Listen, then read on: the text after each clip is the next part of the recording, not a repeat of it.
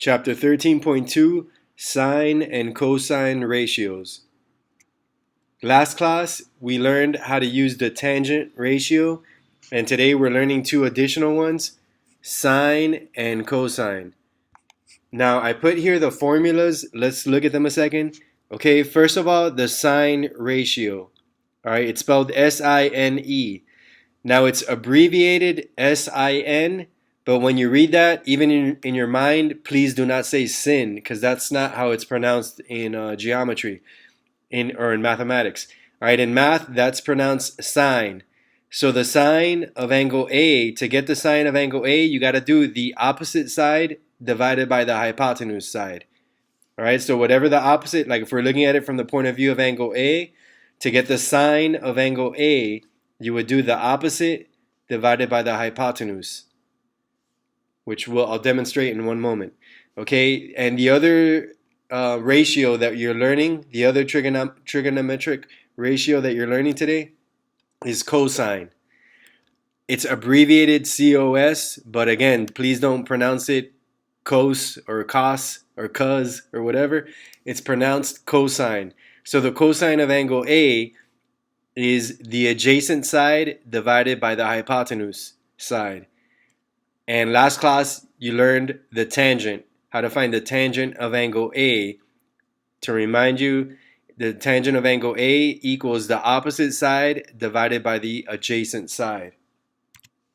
Así que hoy estamos aprendiendo dos radios nuevos de trigonometría, sine, que para encontrar sine se escribe S-I-N-E, pero los botones dice S-I-N, pero se pronuncia sine en inglés. Para encontrar el sine de ángulo A, si miramos el triángulo del punto de vista de ángulo A, sería el lado opuesto dividido por la hipotenusa.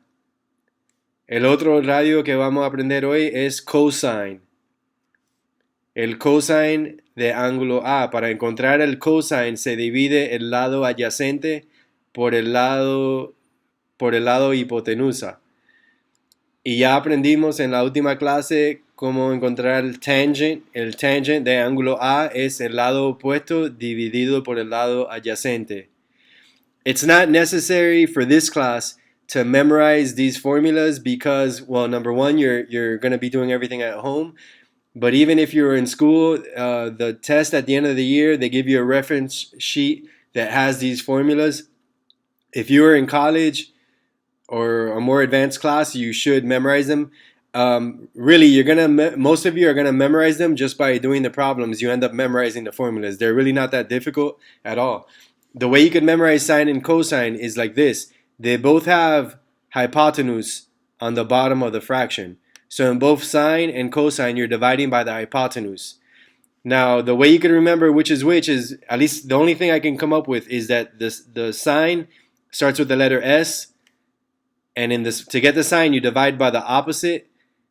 Okay, both of those letters are towards the end of the alphabet, whereas cosine, you put the adjacent side on the top, and both of these letters are towards the beginning of the alphabet. So the S and the O are towards the end of the alphabet. The C and the A are towards the beginning of the alphabet. Maybe that helps you. Maybe it doesn't. But like I said, as you use these formulas, you're going to naturally memorize them. Just like hopefully you're remembering that tangent is always the opposite side divided by the adjacent side. As you use them, you end up remembering this stuff. All right? No tienen que memorizar estas fórmulas porque, número uno, están haciendo los trabajos desde la casa. Pero aunque estuvieran en la escuela, en el examen al fin del año, le dan una hoja que tiene estas fórmulas. Pero en lo que lo van usando estas fórmulas, se van recordando y memorizando las fórmulas. No son difíciles. Para sine y cosine, en los dos se están dividiendo por el mismo lado, la hipotenusa. Así que las dos fórmulas tienen la hipotenusa abajo. Y la parte de arriba pueden recordarse que sine empieza con la letra S, opuesto con la letra O, y esas dos letras están cerca del final del alfabeto, y cosine empieza con la letra C y adyacente con la letra A, y esas dos letras están cerca al principio del alfabeto. Pueden usar eso, pero como digo, en lo que lo van usando, lo van memorizando.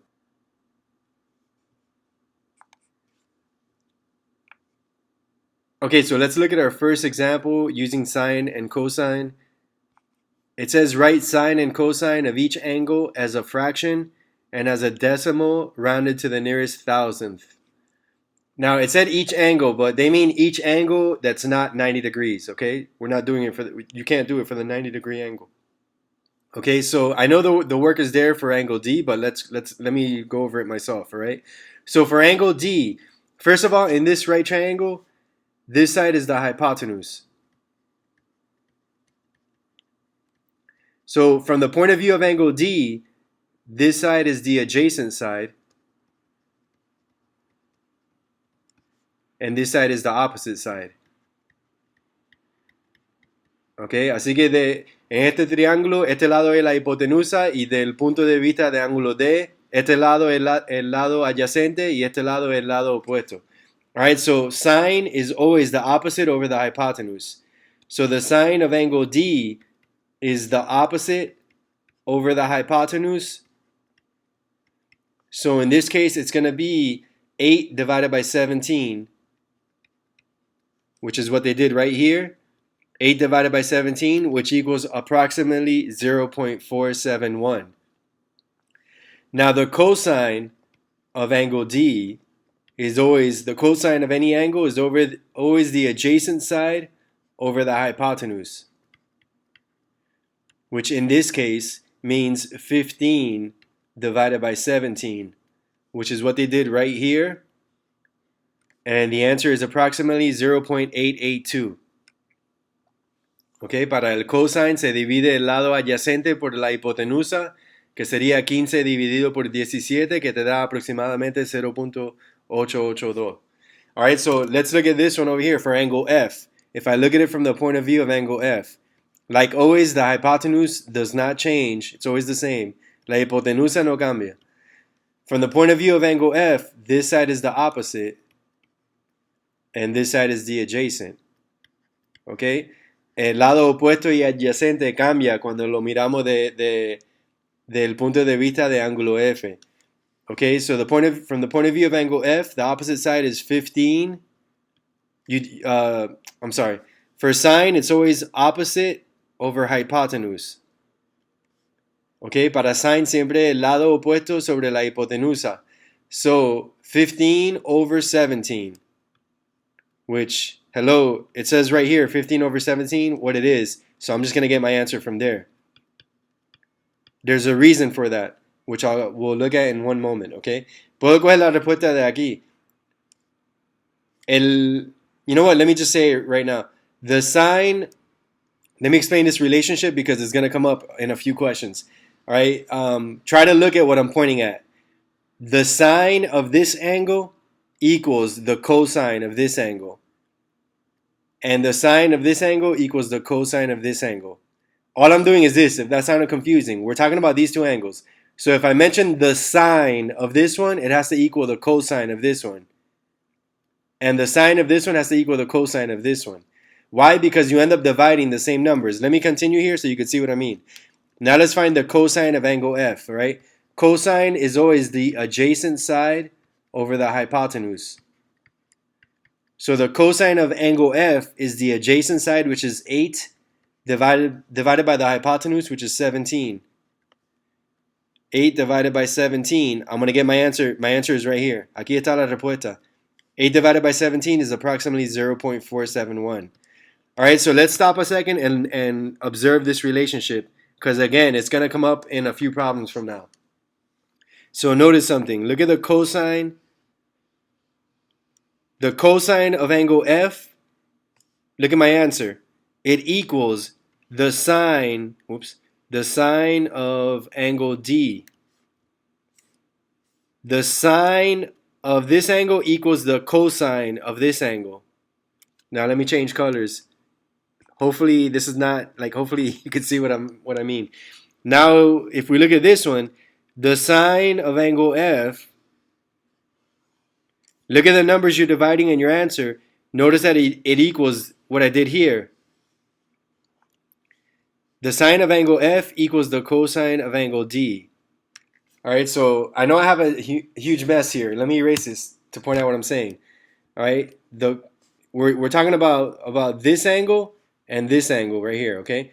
So the cosine of D will equal the sine of F, and the sine of D will equal the cosine of F.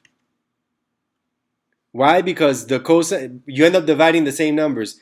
The cosine of D is 15 over 17. The sine of F is 15 divided by 17. And the sine of D, the sine of D is 8 divided by 17. And the cosine of F is also 8 divided by 17. All right? If that sounded confusing, give it a second. I'll do more examples like that and you'll see what I mean, okay? Pero esta relación existe y sale en varios problemas que vamos a ver en un segundo, ¿ok? El cosine de este ángulo es igual al sine de este ángulo. Y el cosine de este ángulo es igual al sine de este ángulo. Alright, so there are my answers.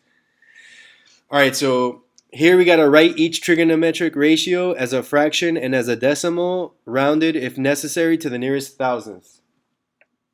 So you may want to play along with me and take out your calculator and you could test and see if you get the same answers that I'm going to get. Okay. Sería una buena idea usar la calculadora para ver si cogen la misma respuesta que yo voy a coger. Alright, so the sine of angle A. Again, the hypotenuse is always the same. So we could label that right off the bat, the hypotenuse. Let me write the whole thing, hypotenuse. Alright, so the sine, and I'm going to keep repeating the formula to help you memorize it. Sine is always opposite over hypotenuse. Sine siempre el lado opuesto sobre la hipotenusa. Alright, so from the point of view of angle A, the opposite side is 12, the hypotenuse is 13. So I just divide 12 divided by 13. And my answer is approximately 0.923 because they want us to round to the nearest thousandth. That means 3 numbers after the decimal point. Okay, now for the cosine of A, let me change colors. Cosine is always adjacent over hypotenuse. Cosine siempre el lado adyacente dividido por la hipotenusa. So in this case, from the point of view of angle A, the adjacent side is 5 and the hypotenuse is 13. And when I divide those two numbers, I'm going to get approximately, when I round to the nearest thousandth, I'm going to get 0.385. Okay, now let's look at the next one, number 5, where we got to find the cosine of angle B. Cosine is always adjacent over hypotenuse. El cosine siempre el lado adyacente dividido por la hipotenusa. Okay, now look, when we switch to the point of view of angle B, the adjacent side is now 12, and the hypotenuse remains the same, 13. Notice that those are the same numbers that you divided up here, 12 divided by 13 for the sine of A. The sine of angle A equals the cosine of angle B because you end up dividing the same numbers. So when I divide it, my answer is going to be the same. You got to realize that relationship because it comes up a lot on the homework and on the exam. I already know a lot of the stuff that's on the exam and that's on there. Okay? Quiero que se den cuenta que el cosine de ángulo B, cuando se divide el lado adyacente por la hipotenusa, se divide los mismos lados que se divide cuando encontraron el sine de ángulo A. Así que la respuesta es igual. El sine de ángulo A es igual a el cosine de ángulo B. Eso es lo que quiero que se den cuenta. All right, let's look at the bottom. All right, sine of D. Again, the formula, sine is always opposite over hypotenuse. Sine siempre el lado opuesto sobre la hipotenusa. All right, so angle D is right here. This is my hypotenuse. This is my op. And this is my adjacent. All right, so the sine of angle D is going to be the opposite over the hypotenuse. 7 over 25. So when I divide 7 by 25 in my calculator, I get 0.28. Now let's do the cosine of angle F. Okay, listen. Sine of D has to equal the cosine of F. The sooner you realize that, the better.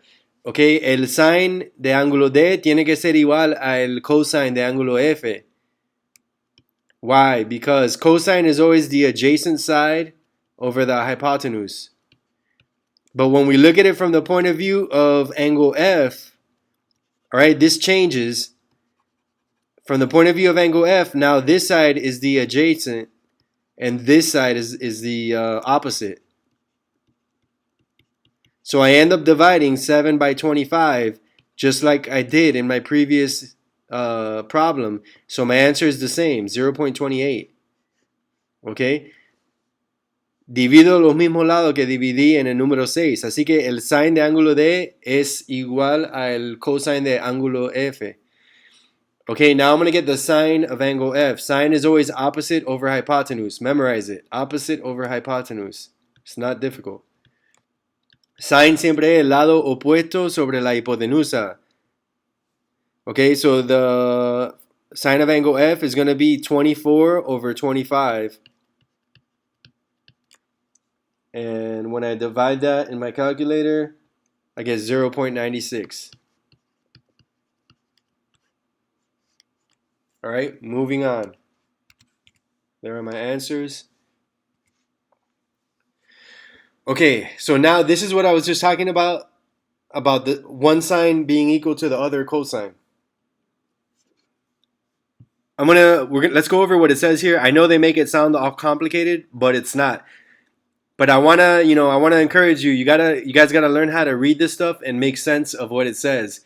Yeah, sometimes they make it sound all complicated, but you gotta be able to decipher what it's trying to say. Okay, what it's telling you.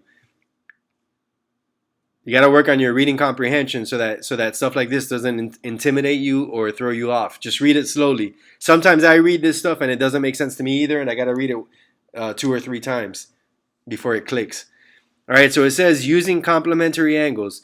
The acute angles of a right triangle are complementary. Let's stop right there. Right here, I got a right triangle. The acute angles, acute means less than 90. The acute angles are A and B. In this example, the acute angles are A and B. They're both got to be less than 90. So it says that the acute angles of a right triangle are complementary. That means they add up to 90 degrees. So when you have a right triangle, that means this is 90, and these two got to add up to 90. They got to be complementary, so that when you add everything up, it equals 180. So again, these two angles are complementary. Their trigonometric ratios are related to each other as shown in the following relationship. Trigonometric ratios of complementary angles. If angle A and angle B are the acute angles in a right triangle, then sine A equals cosine B, and cosine A equals sine B. So before we move on, they're talking about this angle and this angle. The sine of this angle has to equal the cosine of this angle. And the cosine of this angle has to equal the sine of this angle.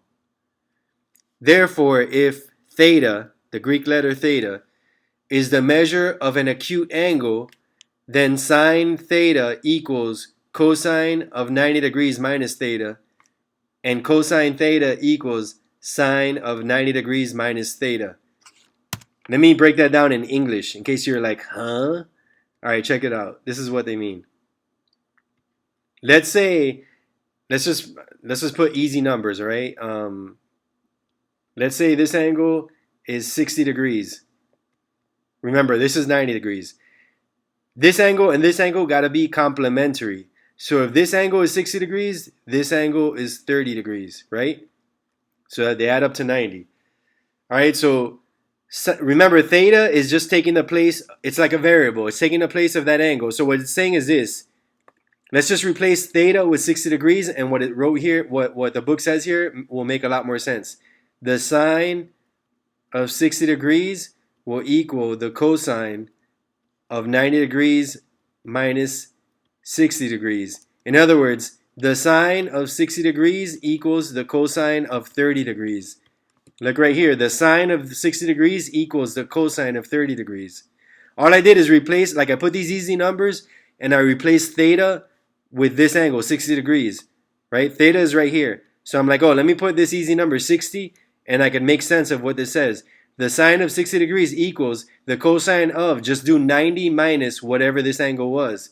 90 minus 60 is 30 degrees. We could do the same concept right here. Let me write it up here because I'm running out of space. The cosine of 60 degrees will equal the sine of, just do 90 degrees minus whatever it says here, 90 minus 60 degrees. So the cosine of 60 degrees will equal the sine of 30 degrees. In other words, you're just writing the complementary angles right here. I'm just writing the complementary angles. If I would have, here's a quick random example. If I would have written the cosine of 50 degrees equals the sine of what? You should be thinking 40 degrees, because 50 plus 40 is 90. You get it? Let me put another easy example. The cosine of 10 degrees equals the sine of what? The sine of 80 degrees, because 10 plus 80 is 90. Hopefully you're getting it. The sine of 20 degrees equals the cosine of what? Just do 90 minus 20. The cosine of 70 degrees. You're just writing the complementary angles right here. That's the concept that I'm trying to get through your head. All right. Now let me try to say this in Spanish. All right. Ok, así que si ángulo A y ángulo B son los ángulos acute en un triángulo recto, entonces el sine de ángulo A tiene que ser igual al cosine de ángulo B, y el cosine de ángulo A tiene que ser igual al sine de ángulo B. Ok, para no repetir todo lo que dije, porque no es demasiado difícil para mí. Ok, pero el concepto es básicamente, recuerden que si tienen un triángulo con un ángulo recto, los otros dos ángulos tienen que ser complementarios. Complementario quiere decir que la suma te da 90 grados siempre. ¿Ok? Así que este ángulo más este ángulo, la suma te tiene que dar 90 grados siempre. Así que el sine de este ángulo tiene que ser igual al cosine de este ángulo. Y el cosine de este ángulo tiene que ser igual al sine de este ángulo. Simplemente estoy cambiando las palabras sine y cosine de uno al otro. Así que si el cosine de 50 grados tiene que ser igual a el sine de, aquí estoy escribiendo el ángulo complementario a este. Así que para encontrar este número simplemente hago 90 menos 50 y me da 40. El cosine de un ángulo de 10 grados tiene que ser igual al sine de un ángulo de 80 grados. Simplemente le resto 90 menos este número para encontrar la medida de este ángulo. El sine de 20 grados tiene que ser igual al cosine de 70 grados. Simplemente el resto 90 menos 20 para encontrar este número 70. Okay, so look. Here's our first example. This comes out on the test and on the homework, so you need to pay attention. But this is cake, by the way. Once you get it, it looks very complicated when you first look at it.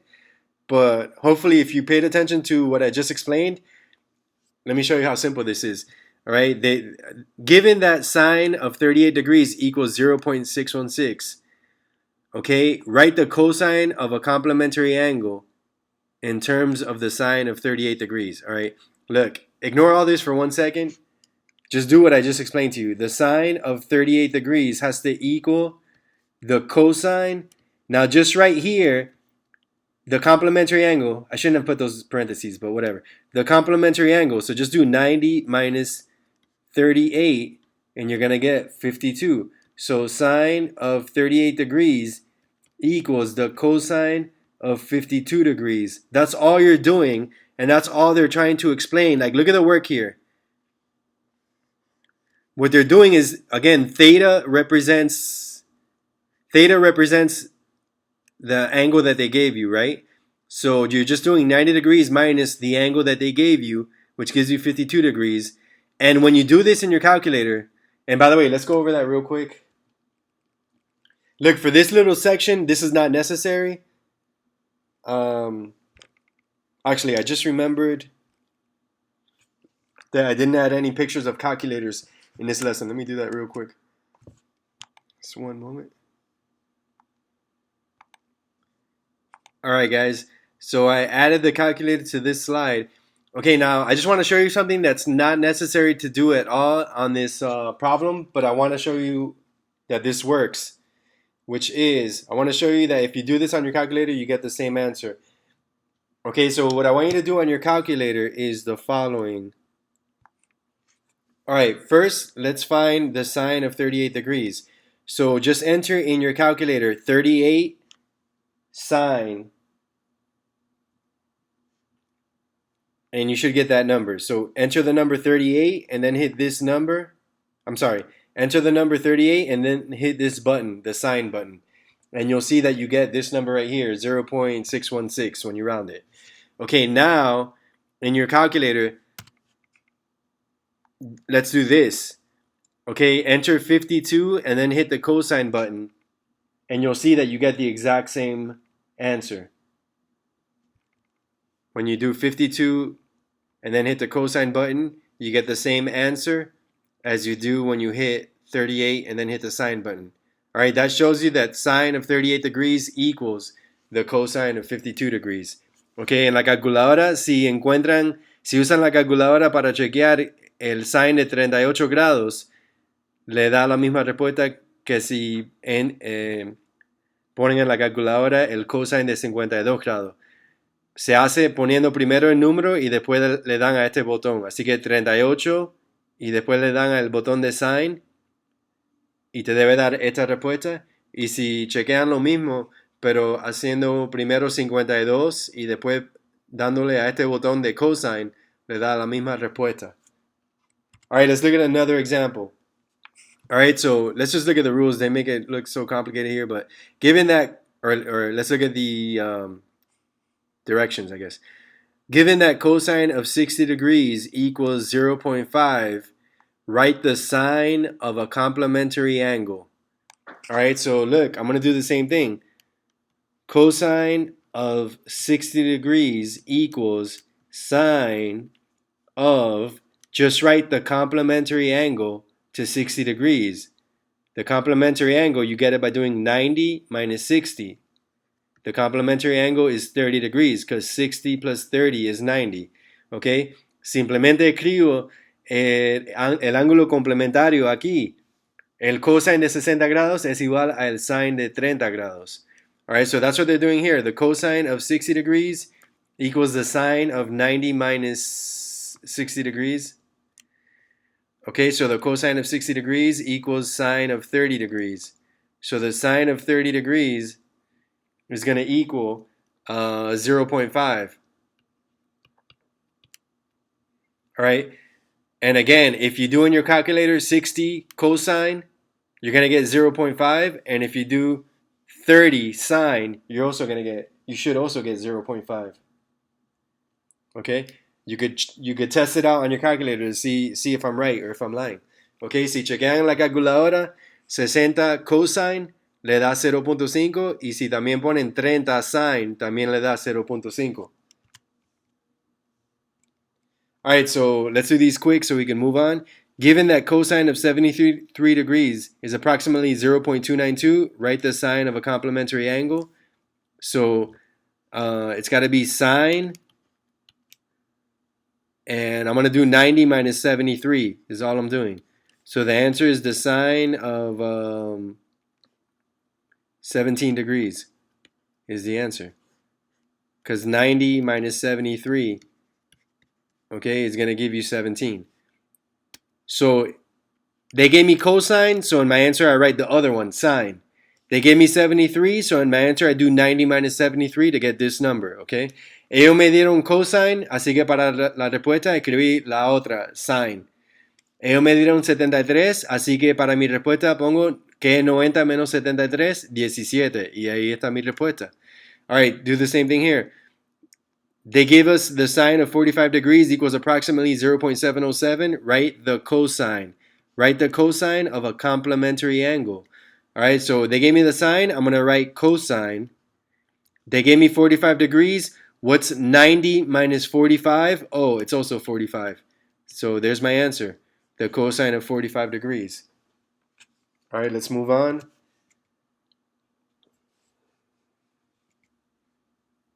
Oh, we got two more examples like this, right? So given that sine of 60 degrees equals approximately 0.866, write the cosine. Write the cosine. So the cosine would be 30 degrees. I'm not sure if they want you to write the other part. If they do, like on your homework, you would just write the same number that's there, okay? No estoy seguro si quieren esta otra parte.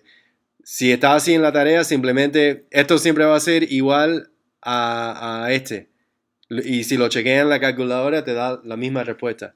All right, so given that cosine 26 degrees is approximately 0.899, write the sine of a complementary angle. So the answer is going to be sine, and just do 90 minus 26.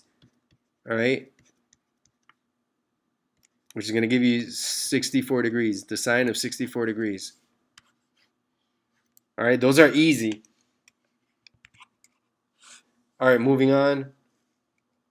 All right, now these problems, just like I said in the last class, these are really important because these are the types that usually come out on exams, okay? Estos son los problemas que salen en los exámenes, son muy importantes. All right, so we had a similar problem last class, but now we're going to be using sine and cosine. A 12-foot ramp is installed alongside some steps to provide wheelchair access to a library. The ramp makes an angle of 11 degrees with the ground. Find each dimension. So look, I know the picture is drawn there, but I just want to draw a picture and talk about it a second. I said last class that these problems are always similar. They're just disguised slightly different. In the last class, we had a ladder against a house. A ladder against a house. In this one, we have a ramp against a library. A ramp that leads up to a library. The library is a building. And remember that the ramp and the library are both on the floor. All right, so this is the ramp, which is the slanted line. This is the building, the library is right here. Library. And this is the ground. All right, so again, last class, it was pointing the other direction, but it was a ladder against a house. All right, so look at this setup. It creates a right triangle. You got to recognize that because there's a lot of problems that come up in math like that, okay? Quiero que se den cuenta que aquí este es similar a lo que tuvimos en la última clase. En la última clase teníamos una escalera contra una casa que forma un triángulo con un ángulo recto, ok, con el piso. Aquí tenemos una rampa contra la biblioteca que forma la biblioteca y el piso, un ángulo de 90 grados, y la rampa es la hipotenusa, el lado inclinado. Ok, se tiene que dar cuenta de esto porque estos problemas salen mucho cuando estamos haciendo trigonometría. All right, the ramp and the ladder is always the hypotenuse, the slanted side. All right, so, okay, let's go back to here. Oh, and I forgot to read this part. The ramp makes an angle of 11 degrees with the ground. Así que la rampa hace un ángulo de 11 grados con el piso. Find each dimension to the nearest foot. So that, in other words, they want us to find how much is this side and how much is this side. We got to find both. Tenemos que encontrar cuánto mide cada uno de estos dos lados. All right, so let's examine this. I know that there's a lot of explanation here, but let me walk you through it my way, all right? They gave us this angle, so that means we're going to look at everything from the point of view of angle A. Nos dieron este ángulo, ángulo A. Eso quiere decir que tenemos que mirar a este triángulo, mirar a todo desde el punto de vista de ángulo A. All right, so from the point of view of angle A, first of all, no matter what, this is the hypotenuse. Okay? From the point of view of angle A, this side has to be the adjacent side. And this side right here has to be the opposite side. All right, so in letter A, they want us to find the height of the wall. Okay, en la letra A tenemos que encontrar la altura de la pared. Okay, la X. Okay, so that's the opposite side. That's the opposite side. Ese es el lado opuesto. So I need to use sine because I have the opposite side and the hypotenuse. Let me say that better. In order to solve for this side, right, I can only have one variable in my equation. So this is the side I'm looking for, and it already has a variable, x. So the other side I use has to have a number, because if I use this side, I'm not going to be able to figure anything out, because I don't know this side either. So I got to use the opposite side and the hypotenuse because I do know how long the hypotenuse is. So sine is always the opposite side over the hypotenuse. So the way I would set up my equation is sine of 11 degrees equals the opposite side, which I don't know how long it is, so I'm going to put the x, over the hypotenuse, which is 12. That allows me to solve for x, because now I could get x by itself by moving 12 to the left and doing the opposite of division, which will be multiplication. This means 12 times sine of 11 degrees. Okay, now just like last class, there's a specific order that you got to enter this information into the calculator or you will get it wrong. So please listen carefully and even better, follow along. You could go left to right or right to left, but right to left is easier in order to avoid making mistakes. If you go right to left, you would put in your calculator 11. Then you hit the sine button. Then you hit the times button. Then you hit 12 and then equals. And that's how you get your answer, which is approximately 2.3 when you round it. I'll say it again. In your calculator, 11, then you hit the sine button right there. Then you hit the times button. Then you hit 12, and then last you hit the equal button. And it'll give you approximately 2.3. That's the answer. Setting up the equation correctly is super important. If you set it up wrong, that's it. You're done. You're going to get the whole thing wrong. So you got to set it up correctly. Okay, en español. Tienen que estar seguros que ponen la ecuación correctamente, porque si empiezan con la ecuación mal, ya lo van a coger el problema mal. Ok, así que sine siempre es el lado opuesto sobre la hipotenusa. Solamente puedo tener un variable en la ecuación para poder resolver para ese variable. Así que como estoy buscando para este lado que no se sabe, que tiene la x, lo voy a usar con este lado que sí se sabe, la hipotenusa, que es 12. Así que el lado opuesto y el lado que es la hipotenusa, la fórmula que usa esos dos lados es sine. Sine es el lado opuesto sobre la hipotenusa. Así que sine de 11 grados es igual a x sobre 12. Ahora para resolver para x, tengo que coger la x sola en un lado de la ecuación, así que muevo 12 para la izquierda. Esto quiere decir multiplicación, 12 multiplicado por el sine de 11 grados. En la calculadora tienen que entrarlo de esta manera, o se debe poner de esta manera. Lo voy a decir de derecha a izquierda. Primero 11, después le dan a este botón de sine, después multiplicación, después entran 12 y al final el botón para igual a y le da aproximadamente 2.3. You could also do it left to right, but you got to be careful if you do it that way. Left to right would be 12 times 11 sine equals. I'll say it again. Left to right would be 12 times 11 sine equals. And it gives you the same answer. Si lo quieren hacer de izquierda a derecha, se puede hacer, pero tienen que tener cuidado de ponerlo bien. Se pone de izquierda a derecha, sería 12 por 11 sine igual a. Y le da la misma respuesta. All right, let's go on to the next one. This is the same exact problem, but now we got to find this distance. This distance, okay? Este es el mismo problema, pero ahora tenemos que encontrar esta distancia. Okay, so again, from the point of view of angle A, what side is this that we're looking for? That's the adjacent side. And it's an unknown, so it has a variable. So in my equation, I got to compare it to a side that I do know, which is this side right here, the hypotenuse. So what formula out of the three trigonometric ratios, which formula uses adjacent and hypotenuse? It's got to be cosine. Cosine is the adjacent side divided by the hypotenuse. So that's the one I'm going to use for this to solve this, all right? Cosine que compara el lado adyacente sobre la hipotenusa. Así que ese es que voy a usar para resolver para este lado, okay? So the cosine of 11 degrees equals the adjacent side, which is y, over the hypotenuse, which is 12. So y is going to equal, I move the 12 to the left and multiply it with the cosine of 11 degrees.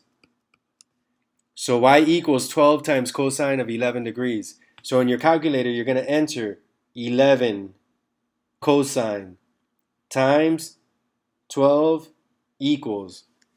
All right, I'll say it again. 11, then you hit the cosine button, times 12, and at the end you hit the equal button.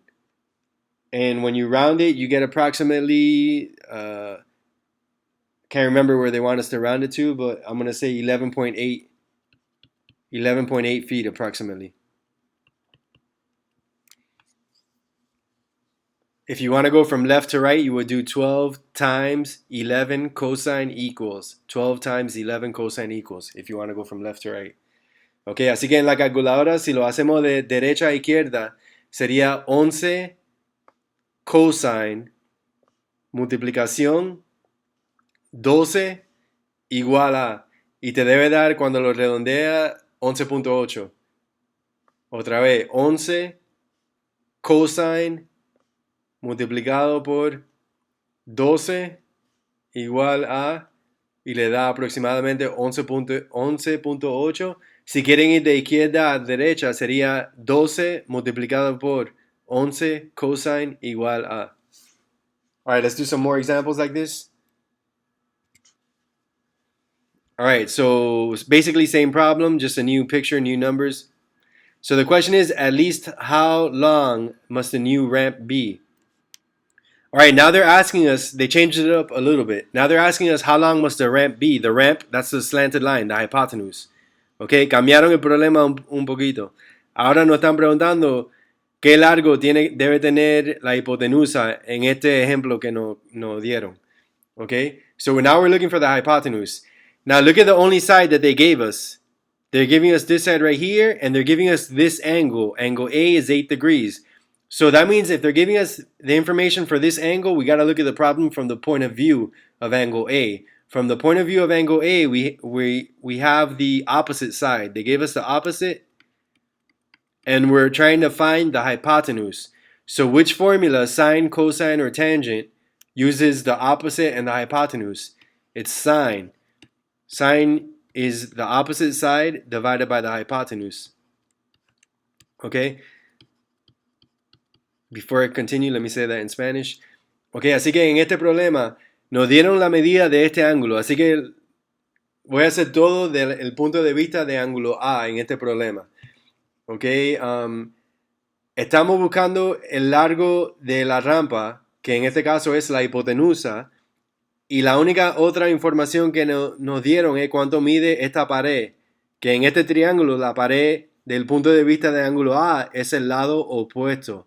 Así que de los 3 radios de trigonometría que hemos aprendido, ¿cuál es el único que compara el lado opuesto y la hipotenusa? Sería sine, que es igual al lado opuesto dividido por la hipotenusa. Así que ese es el que tengo que usar para encontrar la respuesta. All right, so I'm going to set up my equation this way.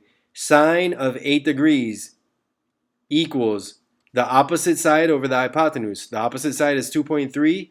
The hypotenuse side, I don't know. That's what I'm looking for. It's the letter Z. Remember from last class, when the variable is here, it's going to switch places with whatever's here. All right, they're going to switch places. I'll say it the slow way since this is the first one we see today like this. I move the Z to the left to multiply it with the sine of 8 degrees.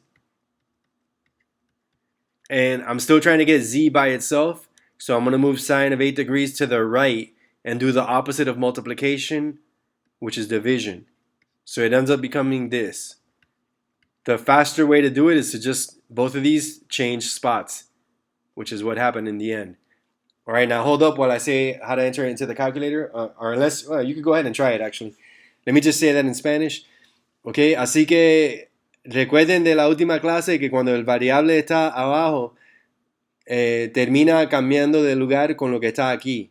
Ok, lo voy a explicar de la manera despacita, como esta es la primera vez que vemos esto por la clase de hoy. Ok, así que muevo la Z a la izquierda y lo pongo aquí multiplicando con el sine de 8 grados, porque lo opuesto de división es multiplicación. Pero todavía estoy tratando de coger la Z sola, así que ahora muevo el sine de 8 grados para la derecha y hago lo opuesto de multiplicación, que sería división. Al final, lo que pasa es que estos dos cambian de lugar. Ahora, ¿cómo se hace en la calculadora? Okay, in your calculator, you would put 2.3 divided by 8 sine equals. I'll say it again. 2.3 divided by 8 sine button, and then at the end you hit the equal button. One last time. 2.3 divided by 8 sine equals.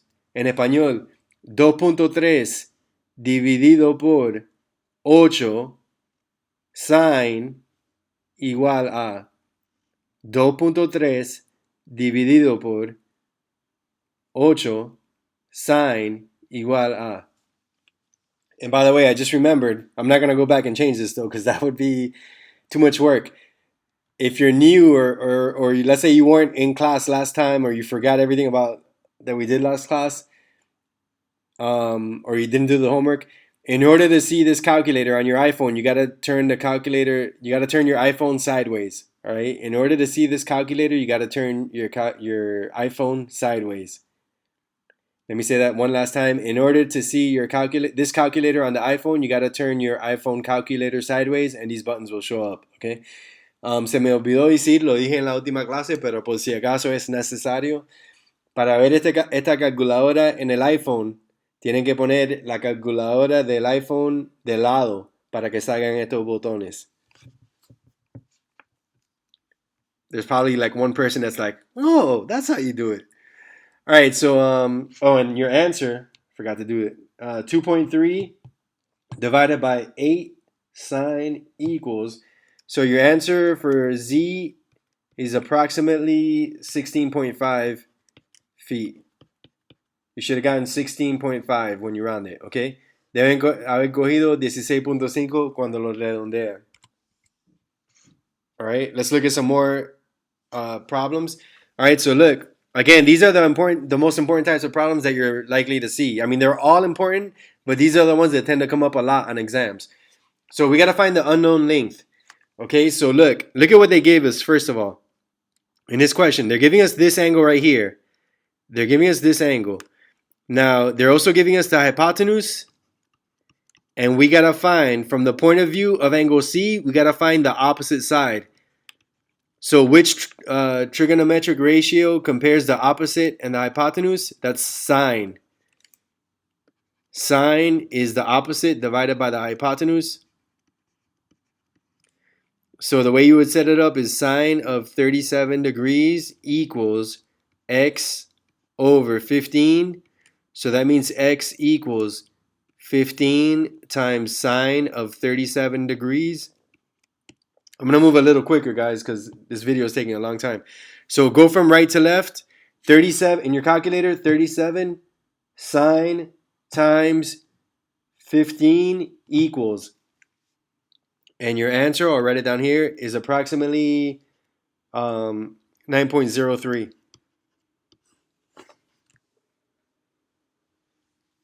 Ok, así que en la calculadora, 37 sine multiplicado por 15 es igual a, y le debe dar aproximadamente 9.03. Otra vez, 37 sine multiplicado por 15 igual a 37 sine times 15 equals, and it should give you that answer. Let's look at number 10.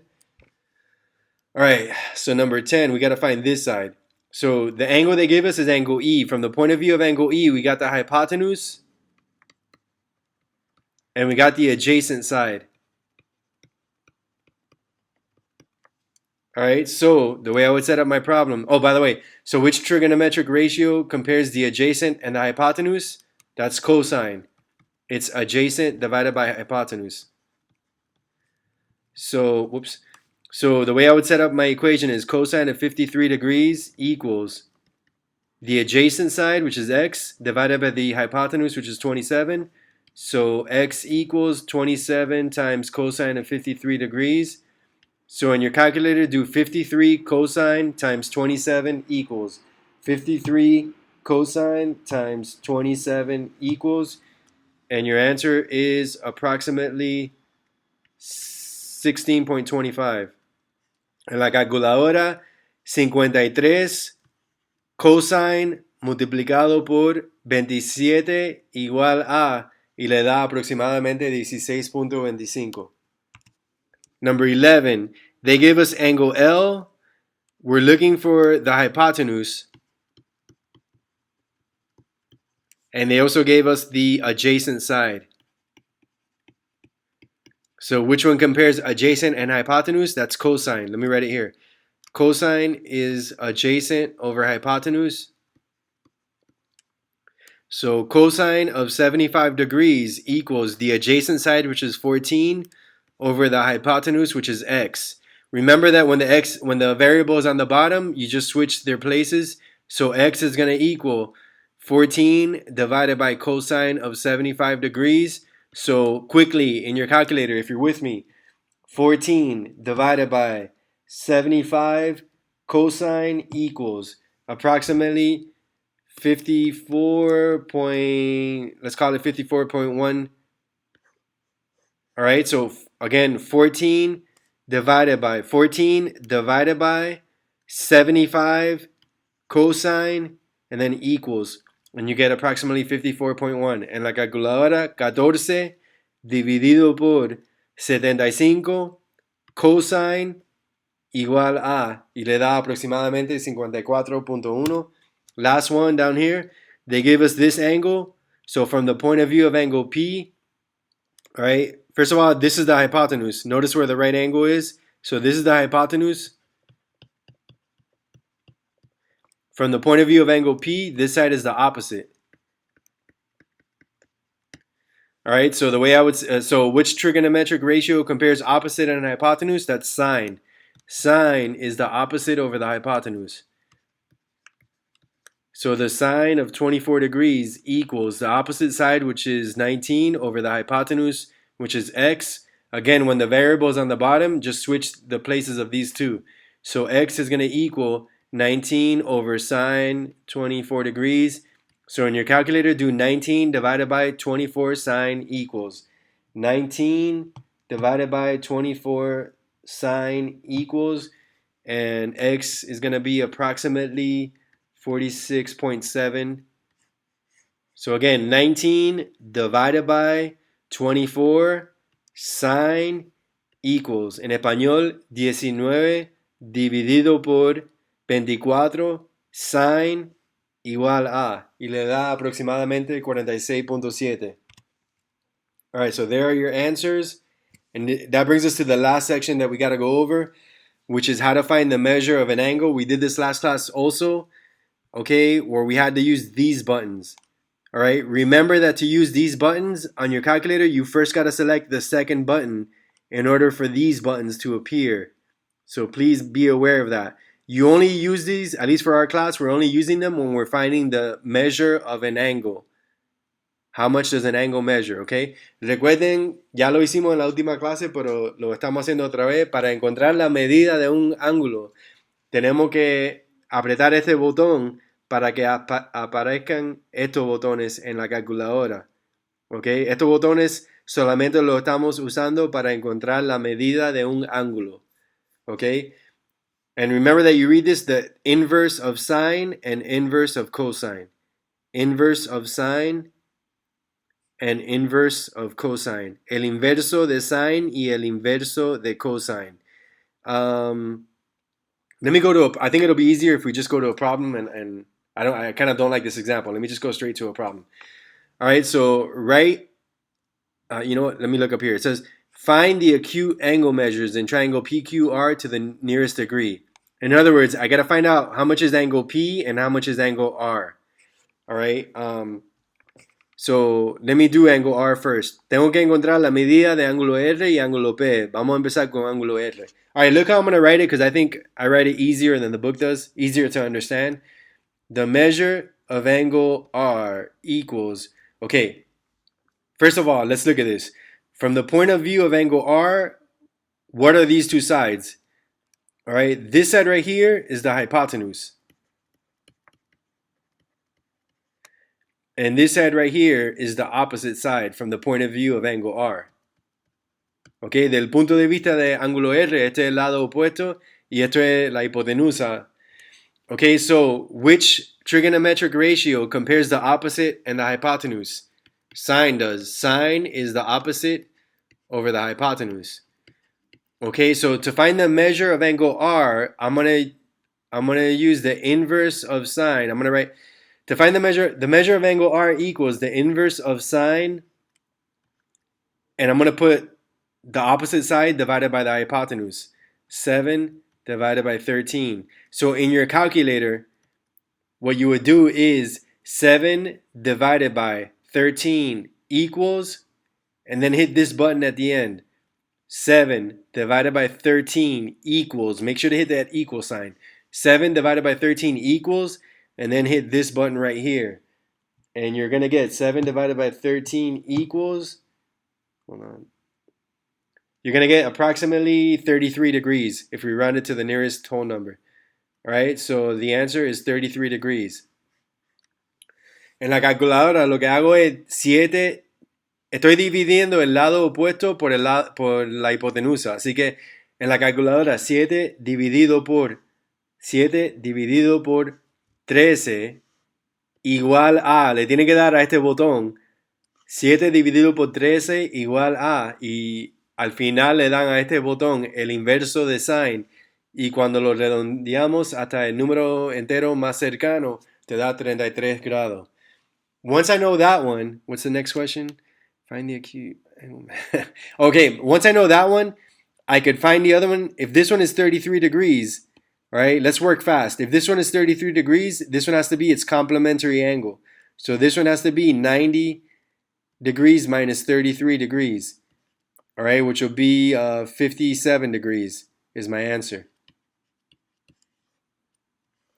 All right, to do it, I'm trying to show you how to do it as quickly as possible. So again, once I found this one, the other one has to be its complementary angle. So you just do 90 minus 33. A la vez que encuentro este ángulo, el otro tiene que ser el ángulo complementario. Así que le resto 90 menos 33 y eso me da 57 grados. All right, so there's your answer. All right, let's do another example. Find the acute angle measures in this triangle to the nearest degree. Okay, so first let's find the measure of angle Y. Here's angle Y. Tengo que encontrar la medida de ángulo Y. Okay, from the point of view of angle Y, what do I have here? I have the hypotenuse and the adjacent side.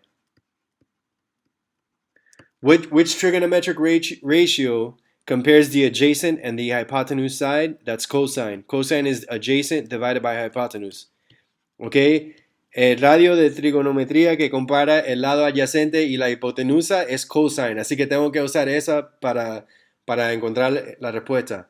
So the measure of angle Y equals the inverse of cosine, 14 divided by 23. So in my calculator, I do this part first, 14. I'm looking at it to make sure I'm not messing up. Yeah. So in my calculator, I do 14 divided by 23 equals, and at the end, I hit this button right here. All right, again, 14 divided by 23 equals, and then hit the inverse of cosine button, and you're going to get, when I round it, 53 degrees. En la calculadora, 14 dividido por 23 igual a, y al final le dan a este botón para el inverso de cosine y te da aproximadamente 53 grados cuando se redondea al número entero más cercano. And the measure of angles, wait, what? I'm sorry. This one, trying to hurry up. This one is 53. So to find the measure of this angle, just find the complementary angle of 53 degrees by doing 90 minus 53. So this one is going to be approximately 37 degrees. Para encontrar la medida del otro ángulo, simplemente resten 90 menos 53, porque los dos ángulos tienen que ser complementarios. All right, a few more examples. I believe this is the last, we're getting to the end. Okay, so Again, find each acute angle measure to the nearest degree. So the measure of angle P, from the point of view of angle P, I got the hypotenuse and I got the adjacent. So which trigonometric ratio compares adjacent and hypotenuse? Cosine is adjacent divided by hypotenuse. Okay, cosine compara el lado adyacente y la hipotenusa. So the measure of angle P is going to equal the inverse of cosine 8 divided by 18. So in your calculator, do 8 divided by 18 equals, and then hit this button. 8 divided by 18 equals, and then the inverse of cosine button, and the answer is approximately 64 degrees. En la calculadora, 8 dividido por 18 igual a, y al final le damos a este botón y te da aproximadamente 64 grados. Now to find the measure, well, let me go over here. Now to find the measure of angle Q, just do 90 minus this answer, 64 degrees, because the two angles got to be complementary. All right, 90 minus 64 is 26, so 26 degrees. All right, para encontrar la medida de este ángulo, simplemente resto 90 menos 64 y me da 26. Okay, now let's go to this triangle over here. First, let's find the measure of angle U. From the point of angle U, this is the hypotenuse. From the point of view of angle U, this is the hypotenuse, and this is the opposite side. So which trigonometric ratio compares the opposite and the hypotenuse? Sine compares the opposite to the hypotenuse. So therefore, to find the measure of angle U, I'm going to do the inverse of sine, opposite divided by hypotenuse, so 11 divided by 15. So in your calculator, do 11 divided by 15 equals, and then hit the inverse of sine button, and you get approximately 47 degrees. En la calculadora, 11 dividido por 15 igual a, y al final le da el botón del inverso de sine, y te da aproximadamente 47 grados. So the measure of angle W is going to be the complementary angle. So just do 90 minus 47, and you're going to get 43 degrees. Okay, para ángulo W, simplemente restan 90 menos 47 para coger el ángulo complementario, que sería 43 grados. Okay, so there are your answers. Whatever, this one says 43. The calculator is blocking it. All right, and all right, listen, that concludes all the examples. I just want to say one last thing before we go. Well, first of all, make sure to do the homework. I'm going to count it for several grades, okay, because it's a very important homework. Again, your next test is almost entirely trigonometry, okay? But what I wanted to talk about is this real quick. All right, for this class, the only trigonometric ratios that we need to learn are these, which are all written right here. Okay? By the way, if you see that theta, that's just a variable, okay? What sine of theta degrees equals sine of theta equals opposite divided by hypotenuse. Theta is the same thing as if I would have written an A here. All right, so don't let that confuse you. Okay, but what I wanted to point out is this. If in your intensive math class, I hardly ever talk about your intensive math class, at least this year. Okay, but I've taught intensive math for geometry in years past, and the IXL, if your teacher uses IXL, which they probably do, the IXLs on trigonometric ratios have all 6 trigonometric ratios. For this class, you only need these 3, but there's 3 more, and they're very easy. So if I'm going to explain them real quick. And if your intensive math teacher assigns it, I don't want you complaining or crying or whining about it. Just do it, all right? I'm going to show you how. No mercy, no excuses, all right? Here's how you do it, all right? Basically, if you know these 3 new ones are just the reciprocals of the ones you already know.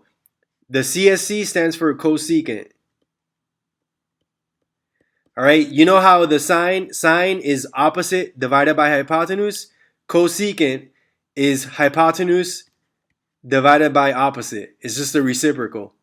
Or you can think about it like this. Whatever sine is, just do 1 divided by whatever sine is, and that'll give you the answer. All right? This stands for secant. Secant is the reciprocal of cosine. Cosine is adjacent divided by hypotenuse, so secant is hypotenuse divided by adjacent. Or if you already know what cosine is, just do 1 divided by cosine, and that'll give you what secant is. Which, by the way, you could do that in your calculator easily.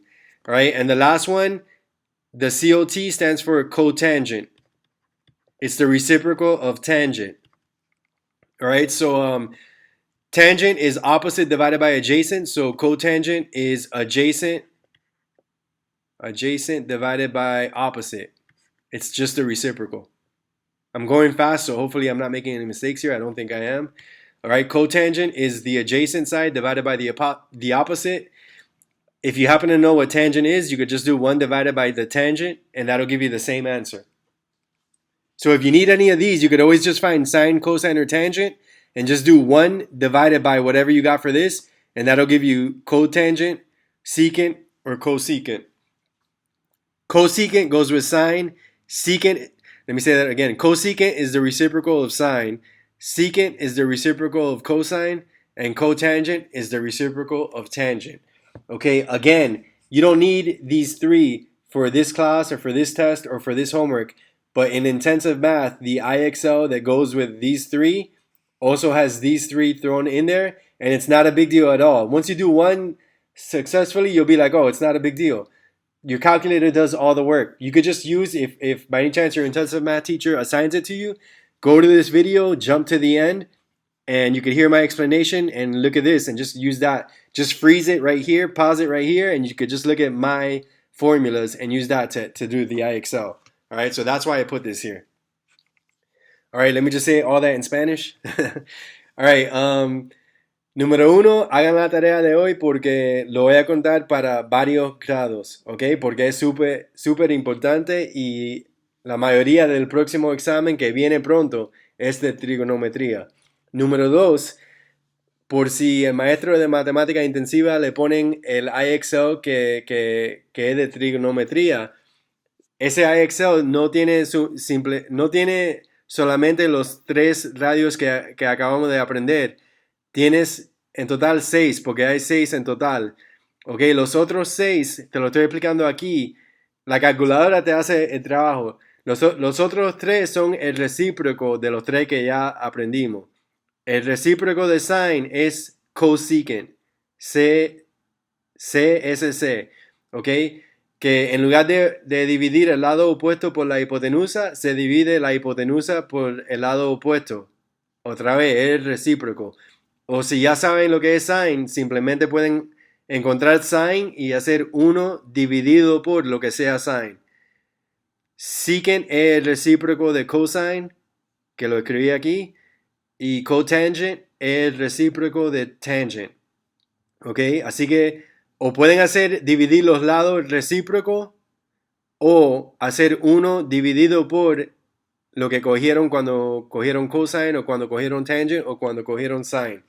Si el maestro de matemática intensiva le ponen esto en IXL, no tienen razón por qué quejarse o por qué decir que no saben cómo hacer eso. Usan este video para guiarse.